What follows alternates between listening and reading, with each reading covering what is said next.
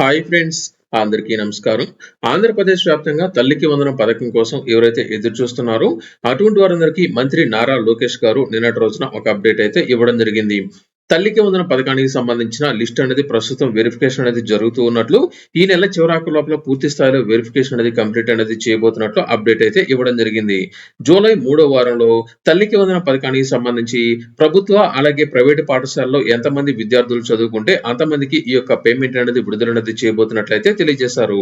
అంటే మనకు పూర్తిగా ఈ యొక్క నెలలో పేమెంట్ అయితే లేదు. ఈ నెల చివరాకు లోపల ఫైనల్ ఎలిజిబిలిటీ లిస్ట్ మనకు వచ్చేదానికి ఛాన్స్ అనేది ఉంది. జూలై 3వ వారంలో అంటే మనకు 15వ తేదీ తర్వాత నుంచి 25వ తేదీ మధ్యలో ఈ యొక్క పథకానికి సంబంధించిన పేమెంట్ అనేది విడుదల చేసేదానికి ఛాన్స్ అనేది ఉంది. మనకు మంత్రి నారా లోకేష్ గారు ఇచ్చిన కీలక అప్డేట్ ప్రకారం జూలై 3వ వారంలో ఈ యొక్క పేమెంట్ అయితే విడుదల చేయబోతున్నారు. అది ఈ వచ్చే నెల చివరాఖరు కూడా అయితే విడుదల చేసేదానికి ఛాన్స్ అనేది ఉంది. ఖచ్చితంగా వచ్చే నెలలో మాత్రం తల్లికి వందన పథకానికి సంబంధించి ప్రభుత్వ ప్రైవేటు పాఠశాలలో ఎంతమంది విద్యార్థులు చదువుకుంటే అంతమందికి ఈ యొక్క పేమెంట్ అయితే విడుదల చేయబోతున్నారు. అయితే విద్యార్థులకు సంబంధించి చాలా మందికి ఈ యొక్క స్టేటస్ లో ఇనెలిజిబిలిటీ అయితే కొంతమందికి అయితే రావడం జరిగింది. ఈ యొక్క ఇనెలిజిబిలిటీ ఎవరికైతే వచ్చిందో అటువంటి వారందరికీ సంబంధించి కొన్ని ఇప్పుడు నేను మీకైతే తెలియజేస్తాను. ఏ విధంగా మీరు ఈ యొక్క ప్రాబ్లం అనేది సాల్వ్ చేసుకోవాల్సి ఉంటుంది. ఫైనల్లో మీకు పేమెంట్ అనేది ఖచ్చితంగా రావాలంటే ఏం చేయాల్సి ఉంటుంది. అలాగే ఎవరైతే కొత్తగా ఇంటర్మీడియట్ అనేది జాయిన్ అనేది అవుతున్నారో వారికి సంబంధించిన అప్డేట్ కూడా రావడం జరిగింది. వీరందరికీ సంబంధించిన అప్డేట్ తో పాటు ఎవరైతే కొత్తగా ఈ సంవత్సరం 1వ తరగతిలో జాయిన్ అనేది అవుతున్నారో వారికి సంబంధించిన అప్డేట్ కూడా రావడం జరిగింది. వీటన్నిటికి సంబంధించి ఈ వీడియోలో నేను మీకు పూర్తి క్లారిటీ అయితే ఇస్తాను. ఎవరు వీడియోని అయితే స్కిప్ చేయొద్దు. ఇప్పటి వరకు మీరు viral Vasu YouTube channel subscribe చేయకపోయినట్లయితే వెంటనే సబ్స్క్రైబ్ చేయండి. అలాగే ఈ యొక్క వీడియోను లైక్ చేయడం మాత్రం మర్చిపోవద్దు. మంత్రి నారా లోకేష్ గారు ఇచ్చిన కీలక అప్డేట్ ప్రకారం జూలై నెల 3వ వారంలో పేమెంట్ అనేది అయితే విడుదల చేయబోతున్నారు కాబట్టి ప్రస్తుతం ప్రైవేటు అలాగే ప్రభుత్వ పాఠశాలలో ఎవరైతే చదువుకుంటున్న విద్యార్థులు ఉన్నారో వారందరికీ సంబంధించిన వివరాలు అయితే వెరిఫికేషన్ చేస్తున్నారు. ఇందులో ముఖ్యంగా విద్యార్థులకు సంబంధించిన తల్లుల వివరాలు అనేది ప్రస్తుతం వెరిఫికేషన్ అయితే జరుగుతోంది. ఇక్కడ స్క్రీన్ మీద కనుక చూసుకున్నట్లయితే ఇప్పటికే ఈ యొక్క స్కీమ్ కి సంబంధించిన డేటా అనేది అప్డేషన్ లో భాగంగా ఇంకా 40,000 మందికి సంబంధించిన డేటా అనేది ఇంకా పెండింగ్ లో ఉన్నట్లయితే తెలియజేశారు. ఈ యొక్క 40,000 మందికి సంబంధించిన డేటా అనేది వారికి సంబంధించిన ఈ యొక్క తల్లికి సంబంధించిన వివరాలు అలాగే విద్యార్థులకు సంబంధించిన వివరాలు హౌస్ హోల్డింగ్ లో కొంతమేర ప్రాబ్లం అనేది ఉన్న కారణంగా వీరికి సంబంధించిన వెరిఫికేషన్ అనేది ఆలస్యం అనేది అవుతున్నట్లు ప్రస్తుతం చాలా మంది విద్యార్థులు వేరొక ప్రాంతాలకు వెళ్లిపోవడంతో పాటు వారికి సంబంధించిన డేటా అనేది మిస్ మ్యాచ్ అనేది అవుతున్నట్లయితే గుర్తించడం జరిగింది. ప్రస్తుతం వారందరికీ సంబంధించిన వెరిఫికేషన్ లో భాగంగా ఈ నెల చివరాఖరు వరకు అయితే గడువు ఇవ్వడం జరిగింది. ఈ నెల చివరాఖరులోపల ప్రతి ఒక్క విద్యార్థికి సంబంధించిన వెరిఫికేషన్ అనేది కంప్లీట్ అనేది అయ్యే విధంగా ఈ నెల చివరాఖరుకు మొదటి ఎలిజిబిలిటీ లిస్ట్ విడుదల అనేది చేయబోతున్నట్లయితే తెలియజేశారు. మొదటి ఎలిజిబిలిటీ లిస్ట్ వచ్చిన వెంటనే విద్యార్థులకు సంబంధించి ఎవరికైతే ఆ యొక్క లిస్ట్ లో ఇనెలిజిబిలిటీ అనేది వచ్చిందో ఇనెలిజిబిలిటీకి సంబంధించిన కారణాలు అనేది తెలుసుకుని వెంటనే వారికి సంబంధించిన గ్రీవెన్సీ పెట్టుకునే అవకాశాన్ని కూడా కల్పిస్తామని, ఈ యొక్క గ్రీవెన్సీ పూర్తి అనేది అయిన వెంటనే వారికి పేమెంట్ అనేది ఎప్పుడైతే అందరికీ విడుదల చేస్తారో అదే రోజున విడుదల చేసేదానికి ఛాన్స్ అనేది ఉంటుంది. అయితే ఇందులో చాలా మంది వీడియోల కింద అయితే కామెంట్ పెట్టడం జరిగింది. అన్న మాకు ఈ యొక్క వెరిఫికేషన్ లో 6 కి సంబంధించిన వెరిఫికేషన్ లో మాకు విద్యుత్ బిల్ అనేది ఎక్కువ చూపిస్తుంది. మాకు అసలు అంత విద్యుత్ బిల్ అనేది మాకు రావట్లేదు. ఇక్కడ స్టేటస్ లో మాత్రం మాకు 100 నుంచి 150 యూనిట్ల లోపల విద్యుత్ బిల్ అనేది వచ్చినా కూడా 2-3 రకాల మీటర్లు అనేది లింక్ అనేది అయినట్లు టోటల్ గా మాకు 300 లేదా 400 వరకు ఈ యొక్క విద్యుత్ మీటర్ కి సంబంధించిన బిల్ అనేది చూపిస్తున్నట్లయితే తెలియజేశారు. అయితే దీనికి సంబంధించిన అప్డేట్ గురించి ఇప్పుడు నేను మీకైతే చెప్తాను. ఎందుకంటే మనకు గత వైఎస్ఆర్సీపీ ప్రభుత్వం హయాంలో ఈ యొక్క అమ్మఒడి పథకానికి సంబంధించి కావచ్చు లేదా 6 వెరిఫికేషన్ లో ఎవరైతే అద్దె ఇంట్లో ఉంటున్నా లేదా సొంత ఇంట్లో ఉంటున్నా ఎవరైనా సరే ఇళ్లలో గనుక ఉన్నట్లయితే వారి యొక్క నివసిస్తున్న ఇంటికి సంబంధించి విద్యుత్ మీటర్ బిల్లు గనుక ఉన్నట్లయితే సొంత ఇంట్లో గనుక ఉన్నట్లయితే వారి యొక్క వివరాలను నమోదు చేస్తారో అలాగే మీరు అద్దె ఇంటిలో ఉంటున్నా కూడా అద్దె ఇంటికి సంబంధించి ఏదైతే మీటర్ అనేది ఉందో ఆ యొక్క మీటర్ కి సంబంధించిన డీటెయిల్స్ అనేది ఆ యొక్క ఏడాది కావచ్చు లేదా ప్రస్తుతం అక్కడ ఎవరైతే నివసిస్తున్నారో వారికి సంబంధించిన ఆధార్ నంబర్ అనేది గతంలో అయితే లింక్ చేయడం జరిగింది. ఆ యొక్క డేటా ప్రకారం మీరు గతంలో ఈ యొక్క ఆధార్ నంబర్ అనేది ఆ యొక్క మీటర్ కి సీడింగ్ అనేది అయితే గతంలో చేసుకుని ఉంటారు.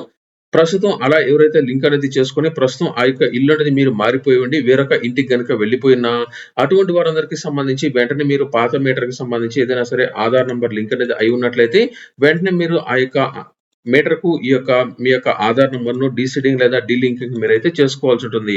అప్పుడు మాత్రమే మీకు ఆ యొక్క మీటర్ కి సంబంధించిన డీటెయిల్స్ మీకు సంబంధించిన విద్యుత్ మీటర్ కి ఈ యొక్క యూనిట్స్ అనేది అయితే కౌంట్ కావు. అలా అన్‌లింక్ అని లేదా డీసీడింగ్ అనేది చేసుకోకపోవడంతో చాలా మంది ప్రస్తుతం ఆ యొక్క ఇంట్లో ఎవరైతే కొత్తగా జాయిన్ అయినదయ్యారో వారు అధికంగా ఈ యొక్క విద్యుత్‌కి సంబంధించిన విద్యుత్ అనేది ఎక్కువగా వాడినట్లయితే అది మీ యొక్క ఆధార్ నంబర్ లింక్ అనేది అయి ఉంటుంది కాబట్టి మీకు ఈ యొక్క విద్యుత్ మీటర్‌కి సంబంధించిన రీడింగ్ అనేది పెరిగిపోయేది అంటే యూనిట్స్ అనేది ఎక్కువ వాడినట్లు మీకైతే చూపిస్తుంది. ఇటువంటి వారు ఎవరైతే ఉన్నారో వెంటనే మీకు సంబంధించి ఈ యొక్క ఆధార్ నంబర్ ఎక్కడైతే లింక్ అనేది అయి ఉందో వాటినైతే మీరైతే వెంటనే మీకు సంబంధించి ఎక్కడైతే విద్యుత్‌కి సంబంధించిన అంటే ఈ యొక్క కార్యాలయాలు ఎక్కడైతే ఉన్నాయో అక్కడికి వెళ్లి మీరైతే చెక్ చేసుకోండి. మీ యొక్క కుటుంబంలో ఎంతమందికి సంబంధించిన ఆధార్ నంబర్‌లకు ఎన్ని విద్యుత్ మీటర్లు అనేది చూపిస్తున్నాయో అవి చెక్ చేసుకొని అది ప్రస్తుతం మేము వాడట్లేదు. గతంలో మేము ఆ ఇంట్లో రెంట్‌కి ఉంటున్నాము అని చెప్పి మీరు వెంటనే ఆ యొక్క విద్యుత్ మీటర్‌కు మీ యొక్క ఆధార్ నంబర్ అయితే తొలగించుకోండి. ఇలా చేసుకున్నట్లయితే మీకు ఎలిజిబిలిటీ వచ్చేదానికి ఛాన్స్ అనేది ఉంటుంది. ఎందుకంటే మీరు ఈ యొక్క విద్యుత్ మీటర్ అనేది వాడకపోయినా కూడా ఇక్కడ మీరు గతంలో లింక్ అనేది చేసుకొని ఉన్నారు కాబట్టి మీకు ఈ యొక్క మీటర్ రీడింగ్ అనేది చూపించేదానికి ఛాన్స్ అనేది ఉంటుంది. ఈ యొక్క ప్రాసెస్ మీరైతే ఫాలో అనేది అవ్వండి. మీకు గత ప్రభుత్వ హయాంలో కావచ్చు, ప్రస్తుత ప్రభుత్వ హయాంలో కావచ్చు గతంలో ఈ అద్దె ఇంట్లో ఉంటుండి మీ యొక్క మీటర్‌కు మీ యొక్క ఆధార్ నంబర్ లింక్ అనేది చేసుకొనుండి. మీరు ప్రస్తుతం ఆ యొక్క ఇల్లు ఖాళీ చేసి వేరొక ప్రాంతానికి వెళ్లి ఉన్నట్లయితే అంటే వేరొక ఇంటికి రెంట్‌కి గనుక వెళ్ళినట్లయితే పాత ఇంటికి సంబంధించిన డేటా అలాగే ఉండిపోతుంది కాబట్టి మీరు ఒకసారి అయితే చెక్ చేసుకోండి. అలా లింక్ అనేది అయి ఉందా? లేదా? అనే దానికి సంబంధించి నాకు నిన్నటి రోజున ఒక వ్యక్తి అయితే మెసేజ్ పెట్టడం జరిగింది. దాని ప్రకారం చూసుకున్నట్లయితే అతను పాత ఇంటికి సంబంధించి అతని యొక్క ఆధార్ నంబర్ అలా లింక్ అనేది అయి ఉండడంతో అతనికి ఆ యొక్క డేటా అనేది అయితే రావడం జరిగింది. ఇకపోతే మరొక అప్డేట్ ఏంటంటే గతంలో మేము ఇన్‌కమ్ టాక్స్ అనేది చెల్లిస్తూ ఉన్నాము. ప్రస్తుతం మేము ఇన్‌కమ్ టాక్స్ అనేది చెల్లించట్లేదు. మా యొక్క జాబ్ అనేది లేదు. ప్రస్తుతం మేము ఖాళీగానే ఉంటున్నాము. మాకు ఈ యొక్క ఇన్‌కమ్ టాక్స్ అనేది చెల్లిస్తున్నట్లయితే చూపిస్తుందని అయితే తెలియజేశారు. ప్రస్తుతం గడిచిన 2, 3 నెలలుగా మీరు ఇన్‌కమ్ టాక్స్ అనేది కట్టకపోయినా లేదా మీకు సంబంధించి అసలు ఇన్‌కమ్ టాక్స్ అనేది ఎవరైతే కట్టలేదో అటువంటి వారందరూ మీకు సంబంధించిన డాక్యుమెంట్స్ అనేది తీసుకొని మీరు వెంటనే దీనికి సంబంధించిన ఏదైతే కార్యాలయాలు ఉన్నాయో లేకపోతే మనకు సంబంధించి సచివాలయాలున్నాయో అక్కడికి వెళ్లి మీరు గనక అప్‌డేట్ అనేది చేసుకున్నట్లయితే, కంప్లెయింట్ గనక ఇచ్చుకున్నట్లయితే, మీ యొక్క వివరాలనేది మీకు సంబంధించి పరిశీలించి, మీకు ఎలిజిబిలిటీ వచ్చేదానికి ఛాన్స్ అనేది ఉంటుంది. ఇకపోతే పంట పొలాలకు సంబంధించి కూడా మీకు ఆధార్ నంబర్‌లో గతంలో చాలా మందికైతే లింక్ అనేది కాలేదు. అలా లింక్ అనేది కాకపోవడంతో చాలా మందికి పంట పొలాలనేది తక్కువైతే చూపించడం జరిగింది. ప్రస్తుతం పంట పొలాలు మొత్తానికి సంబంధించి ప్రస్తుతం రీవెరిఫికేషన్ అనేది ల్యాండ్‌కైతే జరుగుతుంది కాబట్టి, ఈ యొక్క ల్యాండ్‌కి సంబంధించిన రీవెరిఫికేషన్‌లో చాలా మందికి యొక్క పంట పొలాలకు ఆధార్ నంబర్‌లు కొత్తగా అయితే లింక్ చేయడం జరిగింది. అలాగే ఈ మధ్య కాలంలో చాలా మందికి పట్టాదారు పాస్ పుస్తకాలు కూడా రావడం జరిగింది కాబట్టి, ఇలా పట్టాదారు పాస్ పుస్తకాలు వచ్చిన వారు, అలాగే కొత్తగా వారి యొక్క పంట పొలాలకు ఆధార్ నంబర్ లింకింగ్ అనేది చేయడంతో వారికి గతంలో ఉన్న డేటా కన్నా అంటే పంట పొలాల కన్నా ప్రస్తుతం ఎక్కువగా ఈ యొక్క పంట పొలాలకు సంబంధించిన డేటా అనేది అయితే చూపించడం జరుగుతుంది కాబట్టి, అటువంటి వారందరూ కూడా ఒకసారి అయితే చెక్ చేసుకోండి. మీ యొక్క పేరు మీద అన్ని రకాల పంట పొలాలనేది ఉన్నాయా? లేదా? అనే దానికి సంబంధించి అలాగే మరికొంతమందైతే అడగడం జరిగింది. ప్రస్తుతం విద్యార్థికి సంబంధించి తల్లి యొక్క వివరాలు మాత్రమే నమోదనేదైతే అయినట్లయితే చూపిస్తున్నాయి. ప్రస్తుతం విద్యార్థికి సంబంధించిన తల్లి అనేది అందుబాటులో లేకపోయినా లేదా చనిపోయి ఉన్నట్లయితే ఏం చేయాలంటే, ఆ తర్వాత స్థానం తల్లి గనుక అందుబాటులో లేకపోయినట్లయితే ఆ యొక్క స్థానాన్ని తండ్రికైతే మార్చడం జరుగుతుంది. అప్పుడు తండ్రికి సంబంధించిన ఆధార్ వివరాలైతే నమోదనేది చేసుకోవచ్చు.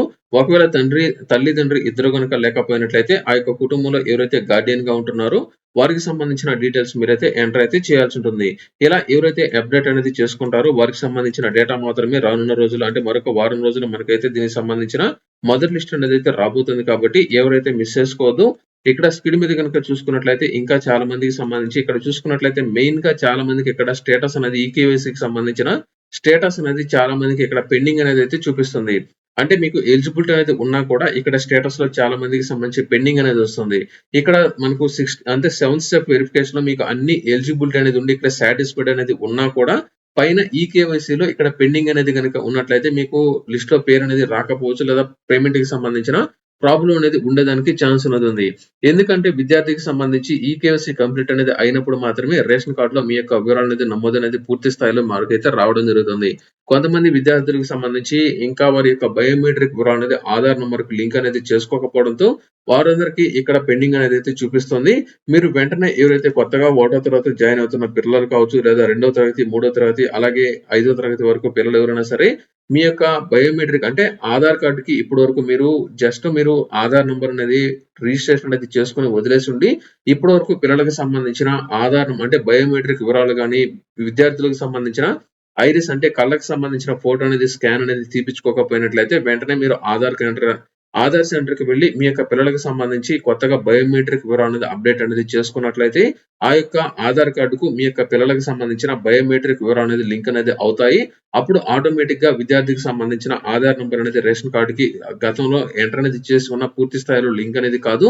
ఇలా బయోమెట్రిక్ వివరాలు ఎప్పుడనేది అప్డేట్ అనేది అవుతాయో ఆటోమేటిక్‌గా ఇక్కడ ఈకేవైసీ అనేదైతే అప్డేట్ అయితే అయిపోతుంది.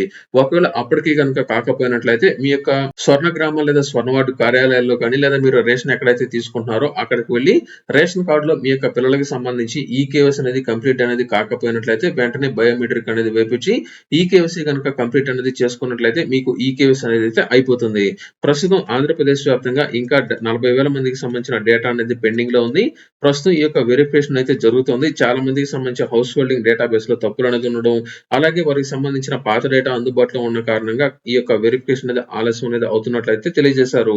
అన్ని కరెక్ట్‌గా ఉన్న చాలా మందికి సంబంధించి ఇక్కడ 7,27,000 మందిలో 6,87,000 మందికి సంబంధించిన డేటా అనేది ఫాస్ట్‌గా అయితే అప్డేట్ అయితే కావడం జరిగింది. ఈ యొక్క 40,000 మందికి సంబంధించిన డేటా అనేది ప్రస్తుతం వెరిఫికేషన్ అయితే జరుగుతోంది.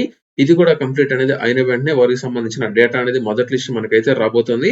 మొదటి లిస్ట్‌లో ఎవరికైతే పేర్లనేది వస్తాయో అందులో ఇనెలిజిబిలిటీలో ఎవరైతే చూపిస్తారో వారికి సంబంధించి గ్రీవెన్సీ పెట్టుకునే దానికి మనకైతే ఛాన్స్ ఇస్తారు. ఎవరైతే టెన్షన్ పడొద్దు. మీ యొక్క పేరనేది ఫైనల్ లిస్ట్‌లో అంటే మొదటి అర్హుల జాబితాలో గనుక లేకపోయినట్లయితే వెంటనే మీరు దానికి సంబంధించిన ఇనెలిజిబిలిటీలు అయితే చెక్ చేసుకోండి. ఇనెలిజిబిలిటీలో మీ యొక్క పేరు గనుక ఉన్నట్లయితే అందులో మీకు ఎందుకు ఇనెలిజిబిలిటీ అనేది వస్తుందో మీకు అక్కడైతే చూపిస్తారు.